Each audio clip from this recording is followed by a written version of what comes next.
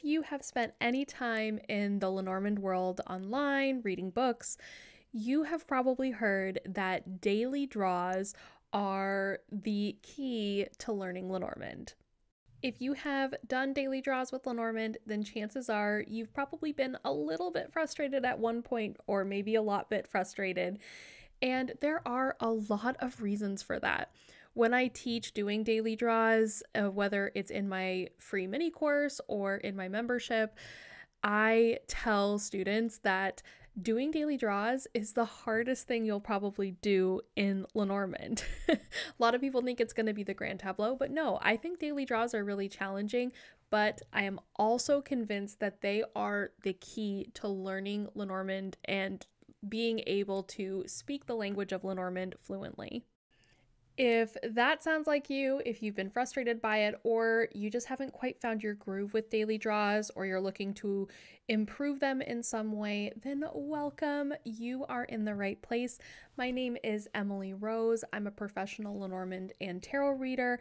I've been reading Lenormand for a very long time, since I was about 12 years old. And I also teach tarot readers and the mystically minded to read Lenormand like they're talking to a friend. And I'm so excited to dig into the 3 tips that I have for you for predicting your day. And predicting is the main reason many of us are attracted to Lenormand. If we are pulling cards for a daily draw, there's a good chance that we're trying to get some type of prediction for our day in some way. And that is one of the main applications of Lenormand, is straight up fortune telling. You can get really specific and see what is coming up in your day ahead. But there are important things to do to ensure that you are getting the most accurate and also the most helpful information that you can. Don't know how to do a Lenormand daily draw, I do have a free mini course that teaches you how to do this, and you can find it at emilyrosedivination.com/mini course. And this is what the page looks like when you get there. To stick around for all 3 tips, because in the last tip, I'm going to give you some ideas for what to do if you have a negative draw. So kind of how to change your fortune surrounding that. Tip number 1 for predicting your day with Lenormand is to be intentional with the question that you ask the cards. And it seems like, what? I just want to know about my day, right? But there are so many elements that happen in just one day. And remember, Lenormand responds directly to the questions we ask. So we need to be very intentional with the question that we ask the cards for our dailies. For example, you may want to know how you're going to feel today. Maybe you want to know what your mood will be throughout the day. Maybe you want to know about a specific event that's happening that day. Maybe you want to know how a meeting's going to go, or a date's going to go, or whatever. Maybe you want guidance for the day, right? There's so many different possibilities for what you could want.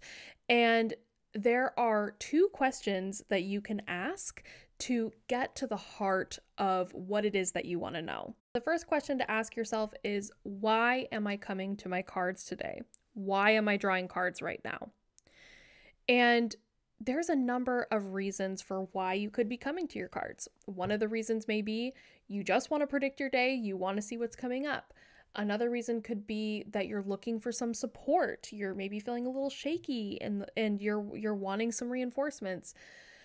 Another reason could be that you are wanting to learn Lenormand and you want this to serve as the best learning experience it could possibly be, right? So those are all pretty different motivations. And the second question that you want to ask is, what do I want to know about my day? What is it that I want to know? You may want to know what your mental state will be like through that day. You may want to know what problems you may encounter that day. You may want to know what's the main event you're going to experience, right? There's so many possible questions. But if you answer those 2 questions that I just pointed out, then you're going to be clued into what it is that you are seeking that day and what's going to bring you the most fulfillment and bring you what you need from your cards. That is tip number 1, is to be intentional with the question that you ask. And those 2 questions that I pose to you will be kind of the keys to getting to the heart of what it is that you want to know for that day. And honestly, they work beyond dailies as well. They're really great questions to ask yourself if you're trying to formulate questions for your cards in general. Okay, tip number 2 is remember your context. If you have watched me for any length of time, you know that one of my sayings is context is queen. It is everything when it comes to Lenormand. What do I mean by context?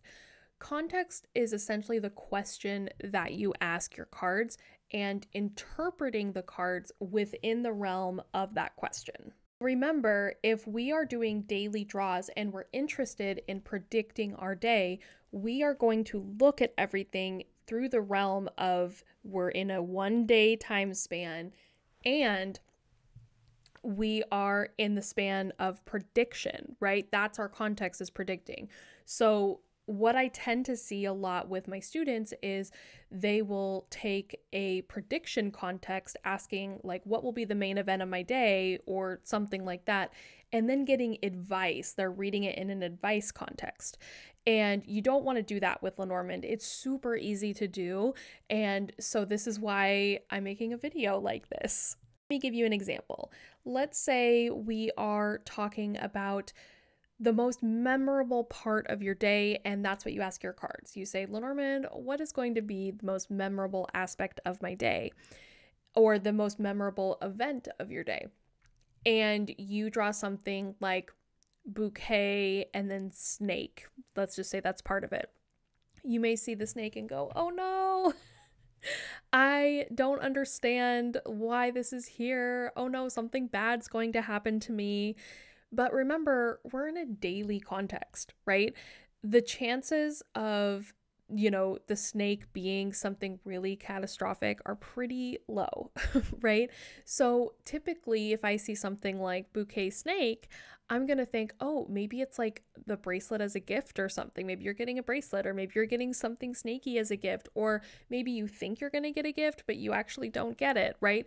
There's a lot of different things that can come up from that. So that aren't, doomsday scenario. So it's important to remember that when you see something like the snake, or you see something even on the opposite spectrum, like you get the heart, sure, maybe you are getting lucky and you might fall in love that day, but chances are there's something you're probably just going to enjoy that day, right? Depending on the question you ask, of course.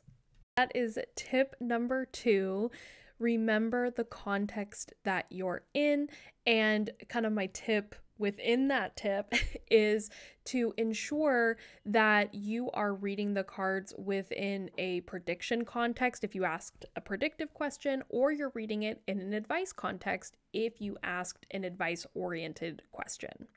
Now, let's dig into tip number 3. This is my favorite tip because it's probably the number 1 question I get asked in any place is, what do I do if I get a negative draw? How do I recover from that? How do I change my fortune? So my third tip for predicting your day with Lenormand is to not stop with just one question, but to have a conversation with your cards, especially if you get a negative pull. If you pull your cards and you think, oh no, first of all, you want to kind of take a step back and look at it within your context, as I just said. Make sure you're interpreting it within the correct context, and make sure that you ask the question that you meant to ask, right? Because if you're thinking, oh no, you might have asked a question you didn't really want to know the answer to. And that is just kind of part of the territory with Lenormand. But you don't have to just stop your pull there. You can ask follow-up questions. So let's say you ask about what your mood's going to be that day, and you see that you're going to probably not be in the best mood all day. Maybe you get like the clouds, you get the cross, you get the coffin, something like that. So what you can do following that is ask, how can I improve my mood today? Right? How can I improve my well-being? What can I do to take care of myself today? And you can pull more Lenormand cards, you could pull tarot, you could pull oracle cards as well if you wanted. To think of my cards like they're a person. And I think of every time I pick up my cards that I'm having a conversation with this person who I also consider my friend. So what questions would you have in a normal conversation, right? If you're talking to someone, you're probably not just going to ask one question, be done, and then walk away, because that would be really awkward. So what you can do instead is continue the conversation until you feel like you're kind of at a natural resting place. Sometimes you will just ask one question and you'll be done. But most of the time I'm pulling more cards, asking more questions when it comes to my daily draw, especially when I have a pull that feels a little bit challenging for me, or maybe I don't quite understand it all the way. Sometimes you don't quite know what it's talking about, and it's perfectly fine to ask clarifying questions and to continue pulling cards. And when I introduce this concept to folks, one of the things that people tend to say is, well, am I just asking questions until I hear what I want to hear? And I say, no, you're not doing that unless you're asking the same question again and again and hoping to get different cards. But if you're just trying to understand what the cards are saying more, then you're in the clear, in my opinion. So if you are pulling cards that are negative in nature too, then it may just be giving you a heads up to something that possibly you could change. When I come to my cards, before I pull any cards, I ask the cards to only provide information to me that is helpful, actionable, and in my best and highest good. And I ask if something is not helpful, that it doesn't show up. So when I see something come up in my cards, I know that that information is going to be helpful in some way, which means that I can impact it typically. Not always, but 9 times out of 10, there's something I can do to completely obviate an issue or to somehow lessen the impact of a negative event, right? So when you get a negative pull or something, I always thank my cards for telling me, because then I can kind of plan my day around that in some way. If I see I'm not going to be in the best mood, I like to check on my health because I have a chronic illness. So I like to see, okay, how am I going to feel today? And I can kind of plan my day around it. Continuing the conversation is really important, and ensuring that you're not just stopping because you feel like, okay, I see what's happening, I guess I just have to accept it. You actually don't. you can probably change it, and that's one of my favorite things about Lenormand and fortune telling in general. Remember, if you want some support and you want to learn how to do a daily draw with guidance, I do have that free mini course you can find at emilyrosedivination.com/mini course. Inside, you not only receive a 3-lesson mini course, but you also get a little workbook, and it has journal prompts in there as well for you to put your cards down that you drew for the day. And it's just a guided, fun experience that you can access anytime. Okay, let's recap our tips really quick. So tip number 1 is to be intentional with your question. Remember to ask yourself, why am I coming to my cards today? And also, what do I want my cards to tell me about today? Tip number 2 is to remember your context. Are you asking an advice question or are you asking a prediction question? And also remember that you're in a 1-day time span, so things are probably not going to be so grandiose in nature. And tip number 3 is to treat your cards like they're a friend and you're having a conversation with them. So when you do come to your cards, you don't just stop the conversation if you're feeling, like you don't have all the answers. You're welcome to clarify things and continue to pull cards, and you can mix mediums using tarot or oracle or other mediums that you feel comfortable with. I want to thank you all so much for being here. I really appreciate you including me on your Lenormand learning journey. If you want more Lenormand learning, holy heck, do I have a lot of stuff for you. So not only do I have, videos like this here on YouTube, but I also have every Lenormand card meaning on my website, emilyrosedivination.com, and I also have my Lightning Lenormand series here on YouTube. Thank you so much for watching. Don't forget to like and subscribe if you want more Lenormand goodness, and I'll see you next time.